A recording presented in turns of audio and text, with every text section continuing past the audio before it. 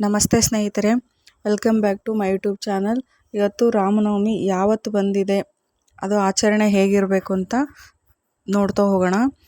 ಈ ಸರಿ ರಾಮನವಮಿ ಗುರುವಾರ ಮತ್ತು ಶುಕ್ರವಾರ 26, 27 ಮಾರ್ಚ್ ಆ ಡೇಟಲ್ಲಿ ಬಂದಿದೆ. 2 ದಿನವೂ ಬಂದಿದೆ. ಗೊಂದಲ ತುಂಬ ಜನರಲ್ಲಿ ಇದೆ. ಆದರೆ 2 ದಿನವೂ ಆಚರಣೆ ಮಾಡ್ಬೋದು ಅಂತ ಹೇಳಲಾಗುತ್ತೆ. ಆ್ಯಕ್ಚುಲಿ ಗುರುವಾರ ಸಾಯಂಕಾಲ ಅಂದರೆ 11 ಗಂಟೆ 11:30ಇಂದನೇ ಬಂದಿದೆ. ಮುಹೂರ್ತ ಶುರುವಾಗತ್ತೆ ನಮಗೆ ನವಮಿ ತಿಥಿ. ಆಮೇಲೆ ಶುಕ್ರವಾರ 11 ಗಂಟೆಗೆ ನವಮಿ ತಿಥಿ ಮುಕ್ತಾಯವಾಗುತ್ತೆ. ಹೆಚ್ಚು ಜನ ಮಾಡೋರು ಗುರುವಾರನೂ ಮಾಡ್ತಾರೆ, ಶುಕ್ರವಾರನೂ ಮಾಡ್ತಾರೆ. ಆದರೆ ಸೂರ್ಯೋದಯ ಪರಿಗಣನೆಗೆ ನಾವು ತಗೊಳ್ಳೋದಾದರೆ ಶುಕ್ರವಾರ ನಮಗೆ ಶುಭ ಅಂತ ಹೇಳಲಾಗುತ್ತೆ. ಈ ದಿವಸದಲ್ಲಿ ನಾವು ರಾಮನಿಗೆ ಏನು ಮಾಡಬೇಕು, ಯಾವ ಥರ ಪೂಜೆ ಮಾಡಬೇಕು ಮನೆಯಲ್ಲಿ ಅಂತ ನಾನು ನಿಮಗೆ ತಿಳಿಸ್ತಾ ಹೋಗ್ತೀನಿ. ಮನೆಯೆಲ್ಲ ಶುಭ್ರವಾಗಿ ಇಟ್ಕೊಂಡು, ನೀವು ಗುರುವಾರ ಮಾಡ್ತೀರಿ ಅಂದರೆ ಗುರುವಾರ, ಇಲ್ಲ ಶುಕ್ರವಾರ ಮಾಡ್ತೀವಿ ಅಂದರೆ ಶುಕ್ರವಾರ ಮನೆಯೆಲ್ಲ ಸ್ವಚ್ಛ ಮಾಡಿ ಶುಭ್ರವಾಗಿ ಇಟ್ಕೊಂಡು, ಆಮೇಲೆ ದೇವ್ರ ಮನೆಯೂ ಎಲ್ಲ ಕ್ಲೀನ್ ಮಾಡಿಕೊಂಡು, ಅದು ತದನಂತರ ನಿಮ್ಮ ಮನೆಯಲ್ಲಿ ರಾಮ ಫೋಟೋ ಇದ್ದರೆ, ಅಲ್ಲ ರಾಮನ ವಿಗ್ರಹ ಇದ್ದರೆ ಅಭಿಷೇಕ ಮಾಡಿ, ಆಮೇಲೆ ಹೂವು ಹಣ್ಣು ಎಲ್ಲ ನೈವೇದ್ಯ ಮಾಡಿ, ಆನಂತರ ರಾಮನಿಗೆ ತುಂಬ ಪ್ರಿಯವಾದದ್ದು ಕೋಸಂಬರಿ ಪಾನಕ. ರಾಮ ಕಾಡಿಗೆ ಹೋದಾಗ ಅವನಿಗೇನೂ ಸಿಗದೇ ಇದ್ದಾಗ ಕೋಸಂಬರಿನ ಜಾಸ್ತಿ ತಿಂತಾ ಇದ್ದಂತೆ. ಸೊ ಅದಕ್ಕೆ ಕೋಸಂಬರಿ ಪ್ರಿಯ ರಾಮ. ಆದ ಕಾರಣ ಕೊಂಬರು ಅಂದರೆ ಸೌತೆಕಾಯಿ ಕೋಸಂಬರಿ, ಆಮೇಲೆ ಪಾನಕ, ಮಜ್ಜಿಗೆ, ಇದು 3 ತುಂಬ ರಾಮನಿಗೆ ತುಂಬ ಇಷ್ಟವಾದಂತಹ ನೈವೇದ್ಯ ಆಗಿರುತ್ತೆ. ಅದನ್ನು ನೈವೇದ್ಯ ಮಾಡಿಬಿಟ್ಟು ತುಳಸಿ ಇದ್ದರೆ ದಯವಿಟ್ಟು ತುಳಸಿ ತಂದು ರಾಮನಿಗೆ ಅರ್ಪಣೆಯನ್ನು ಮಾಡಿ.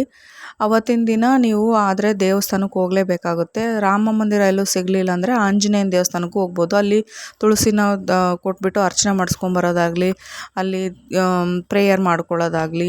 ಅಲ್ಲಿ ಎಷ್ಟೋ ಇವತ್ತು ನಾಳೆ ಗುರುವಾರ ಮತ್ತು ಶುಕ್ರವಾರ ಮಜ್ಜಿಗೆ ಪಾನಕ ಕೋಸಂಬರಿ ಎಲ್ಲ ಹನುಮಾನ ದೇವಸ್ಥಾನಗಳು, ರಾಮನ ದೇವಸ್ಥಾನಗಳು ಕೊಟ್ಟೇ ಕೊಡ್ತಾರೆ. ಆದ ಕಾರಣ ನೀವೂ ಅಲ್ಲಿ ಸಿಕ್ಕರೆ ತೊಗೊಂಡು ಸೇವನೆ ಪ್ರಸಾದವಾಗಿ ತೊಗೋಬಹುದು. ಆಮೇಲೆ ಕೆಲವೊಬ್ಬರು ರಾಮನ ಪರಮ ಭಕ್ತರ ಇರ್ತಾರಲ್ಲ, ಅವರು ಅಯೋಧ್ಯೆಯಲ್ಲೂ ಹೋಗಿ ಅಲ್ಲಿ ಸರಯೂ ನದಿಯಲ್ಲಿ ಮಿಂದೆದ್ದು ರಾಮನ ದರ್ಶನ ಮಾಡೋದು ಉಂಟು. ಈ ಥರ ವಾಡಿಕೆನೂ ಕೆಲವೊಬ್ಬರಲ್ಲಿ ಇರುತ್ತೆ. ಇನ್ನು ಕೆಲವರಲ್ಲಿ ರಾಮಕೋಟಿ ಬರಿತಾ ಇರ್ತಾರೆ, ಶ್ರೀರಾಮ್ ಶ್ರೀರಾಮ್ ಜೈ ರಾಮ್ ಶ್ರೀರಾಮ್ ಅಂತ.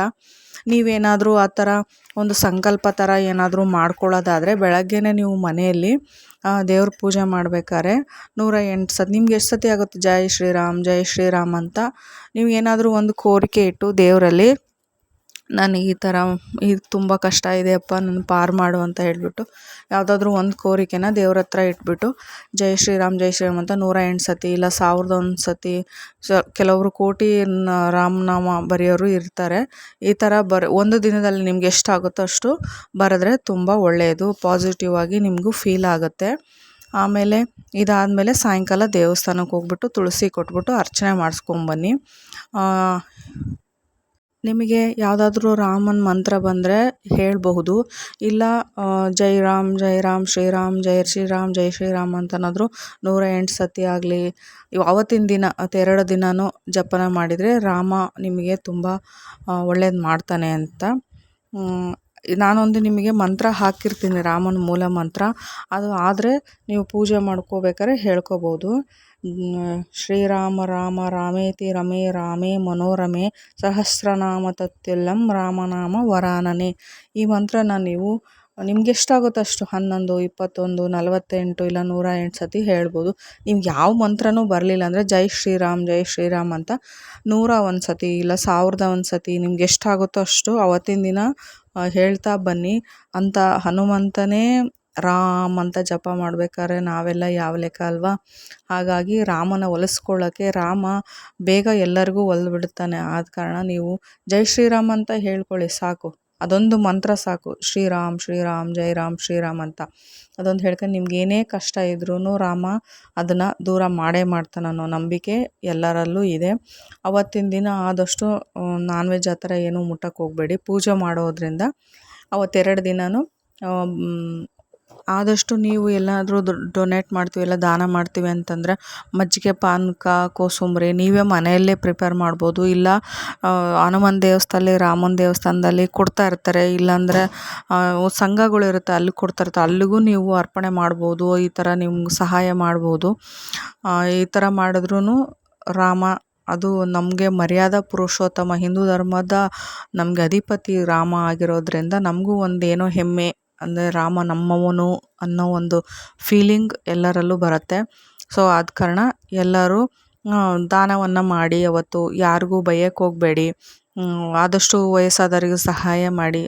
ಮಜ್ಜಿಗೆ ಪಾನಕ ಬೇಸಿಗೆ ಆಗಿರೋದ್ರಿಂದ ಮಜ್ಜಿಗೆ ಪಾನಕನೂ ಎಲ್ಲರಿಗೂ ಹಂಚ್ಬೋದು, ಬಡವರು ಅಂತ ಏನಿಲ್ಲ, ಎಲ್ಲರಿಗೂ ಹಂಚ್ಬೋದು. ಎಲ್ಲರೂ ತೊಗೊಳ್ತಾರೆ ಮಜ್ಜಿಗೆ ಪಾನಕ ಕೋಸಂಬರಿನ.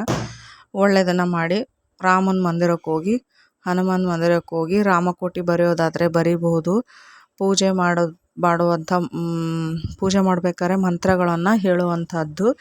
ಈ ಥರ ಮಾಡ್ತಾ ಬನ್ನಿ. ರಾಮ ನಿಮಗೆ ಒಳ್ಳೇದು ಮಾಡ್ತಾನೆ, ಆಯುರ ಆರೋಗ್ಯ ಐಶ್ವರ್ಯ ಕೊಟ್ಟು ಕಾಪಾಡಲಿ. ಪ್ರತಿಯೊಂದು ಈ ವಿಡಿಯೋ ನೋಡಿದೆಲ್ಲರಿಗೂ ರಾಮ ಒಳ್ಳೇದು ಮಾಡಲಿ. ಆದಷ್ಟು ನಿಮ್ಗೇನು ಕಷ್ಟ ಇದೆ ಅದು ಆದಷ್ಟು ಬೇಗ ಕ್ಲಿಯರ್ ಆಗಲಿ ಅಂತ ನಾನು ರಾಮನಲ್ಲಿ ಬೇಡ್ಕೋತೀನಿ.